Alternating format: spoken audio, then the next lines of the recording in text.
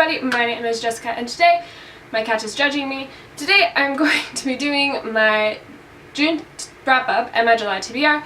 So let's just get straight into it. The first book I read in the month of June, quit judging me Tony, was A Court of Thorns and Roses by Sarah J. Maas. This book is that book you just hear about everywhere, but you just haven't picked up yet because why not? So I just kept hearing about it, and especially since the second book came out, I was like, fine, I'll get it and I'll read it. And I did, and it was fabulous, just like everyone said it was.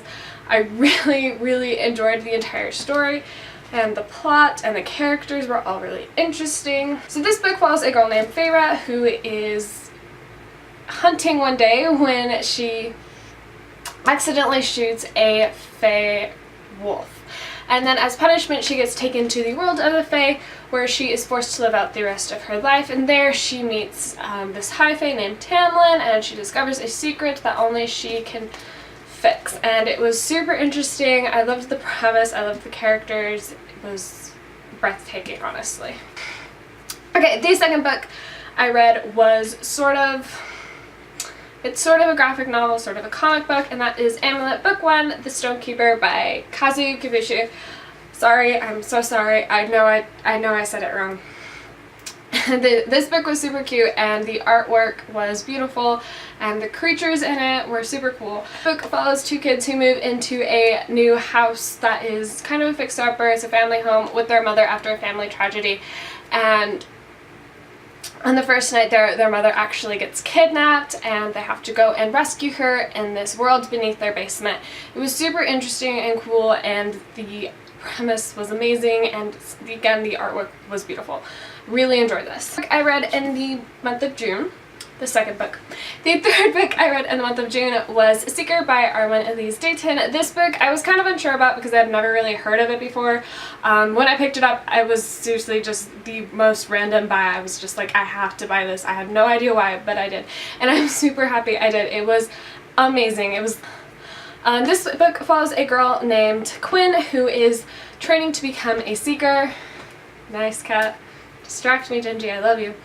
She's training to become a seeker. I'm still not really sure what a seeker is. I think they're supposed to protect something, and they like travel throughout the world. It's really not that clear. It might be clear, I just might not be getting it. Who knows? But the night she takes her oath to become a full-fledged seeker, she finds out that being a seeker isn't what she really thought it was. It was super interesting, and it just really thrust you into the world with, I don't think, too much sudden explaining like some books can do, and it was amazing. I really enjoyed this, and I cannot wait to find and pick up the next one. The next two books are contemporaries, and I am not the biggest contemporary reader, but these books were amazing. The first contemporary I read was Anna and the French Kiss by Stephanie Perkins. This is that contemporary you hear about all the time, and everyone just tells you it's amazing, you must read it, and I'm so happy I did. This was so cute and perfect for summer. Again, I didn't really get why people said read contemporaries during the summer, but yeah, now I get it because this was perfect. Put me in the mood. I read this in a day. It was amazing. I loved it. So this book follows a girl named Anna who moves from Atlanta, Georgia to Paris to go to a boarding school. There she meets Etienne St. Clair, one time his last name first, and she kind of develops feelings for him, and it's about her wanting, if she really wants those feelings, if she wants to like him, if she should even like him, and it's super cute and dramatic and really probably a little cliche contemporary, but I really enjoyed it, and it made my summer so far. The next contemporary I read was a little more on the deeper and more retrospective, look into yourself side of contemporary, which is the kind of contemporary I usually like. I don't really like the fluffy feely stuff, but that was The Memoirs of a Teenage Amnesiac by Gabrielle Zevin. This book was also super good. I didn't absolutely love it, but it was very enjoyable and amazing. This book is about a girl named Naomi who gets amnesia after she accidentally falls down the stairs and hits her head. All she can remember is from her childhood up until she was 12, and then it's all a blank slate, and it's all about her relearning who everyone around her has become, about her relearning who her best friend was and who she was and if she really wants to be that person. I thought it was really good and enjoyable.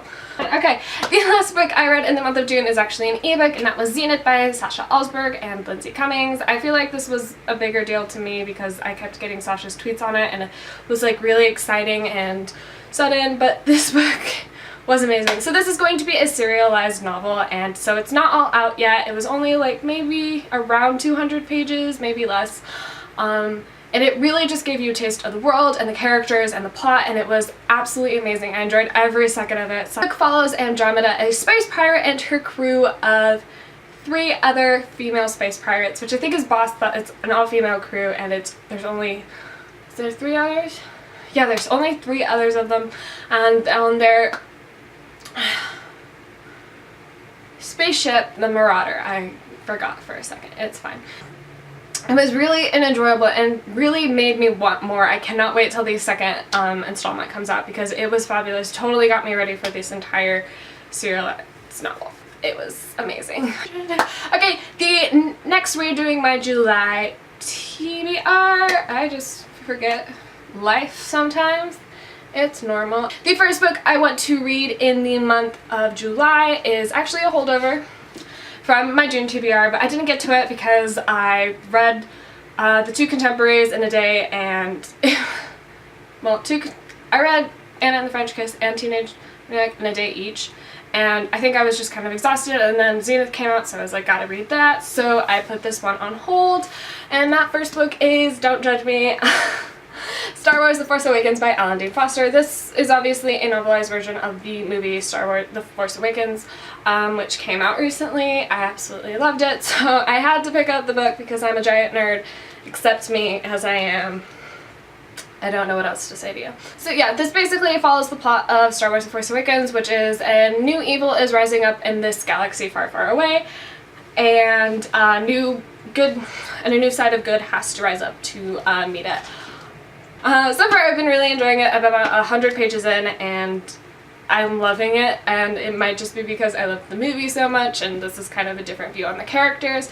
I cannot wait to rewatch the movie now because I want to know if Kylo Ren is really as sassy as I think he is in this book, or if it's just me being like, oh, I love you. Every time he talks I just laugh, so we're gonna have to rewatch the movie to see. I know there are some differences because I have seen some pictures on Tumblr, just some people freaking out about a different change and something. If you know what I'm talking about, we're connected. But anyway, I'm really enjoying it so far. Okay, the next book I want to read in the month of July is something I'm really excited for, and that is Shadow and Bone by Leigh Bardugo. I've already read 6 of Crows, absolutely loved it, and the world and the characters were absolutely amazing, so I decided to challenge myself to read the entire Grisha trilogy. This is the first one. By the time that Crooked Kingdoms, which is the next book in the 6 of Crows duology, comes out, I'm so excited. Anyway, this book takes place in the Grisha universe, obviously. It's called the Grisha Trilogy, and it is about a girl named Alina who is orphaned, and she suddenly discovers that she has these, what does it say, dormant powers. I suck at summarizing, you're just gonna have to bear with me. If you couldn't tell from that earlier nonsense, I suck at summarizing. It follows Alina, who is orphaned, and she discovers she has dormant powers. Ugh. Don't you love it when you can't speak English? And then she is forced to join this elite group of people called Grisha. The Grisha all have different sorts of powers. They belong to different groups and stuff depending on what powers they have, and they're all led by some mysterious person called the Darkling. The book is really about how she is learning, about how she's learning to control her new powers and this world she's suddenly thrust into. I'm super excited to this because, as I said, I absolutely loved 6 of Crows. Seriously, one of the best books I've read so far this year, and I can't wait to get back into this world. The next book is also a contemporary. I think I'm reading contemporary each month now, I guess. But that is a contemporary that came out recently, and all I've heard are amazing things and how perfect it was, so I was like, fine, I'll get it. It's kind of like with A Court of Thorns and Roses. But that is Morgan Matson's The Unexpected Everything by Morgan Matson. Again, I've heard nothing but amazing things about this book and Morgan Matson, and this is my first Morgan Matson book, so it should be pretty good.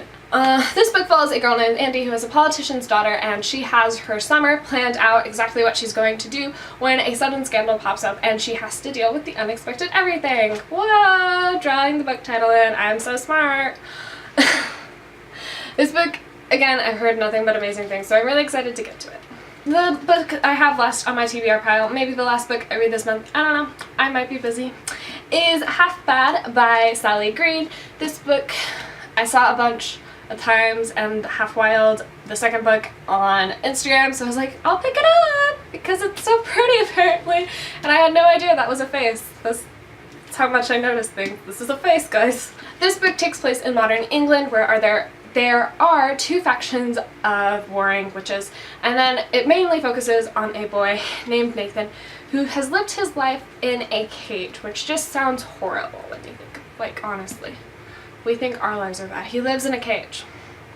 Anyway, he is the illegitimate son of a powerful witch, and so he's kind of, what does it say? He's an abomination. How would you like to be called that? An abomination because he's the illegitimate son of a powerful witch. Nathan knows he can survive is to escape his captors and, think for a second, get 3 gifts from his father that will give him his full powers. And this sounds amazing, and like it'll be fast-paced and exhilarating, and I cannot wait to get to it. We're gonna do this. We're gonna do this. These were all the books I read in the month of June, minus one, which is Zenith, an ebook. Again, go check it out. It's amazing. I can do this. I swear I can. I believe in myself. These are all the books that I don't believe in myself. Okay. These are all the books I am going to be reading in the month of July, hopefully, if I don't get sidetracked by a new pretty book. And I am so excited for all of them. There are only 4, but unexpected everything is pretty big. And I've kind of been lazy, and I will be busy this month. So I hope you guys all have a wonderful day. I love you all, and I will see you guys next time.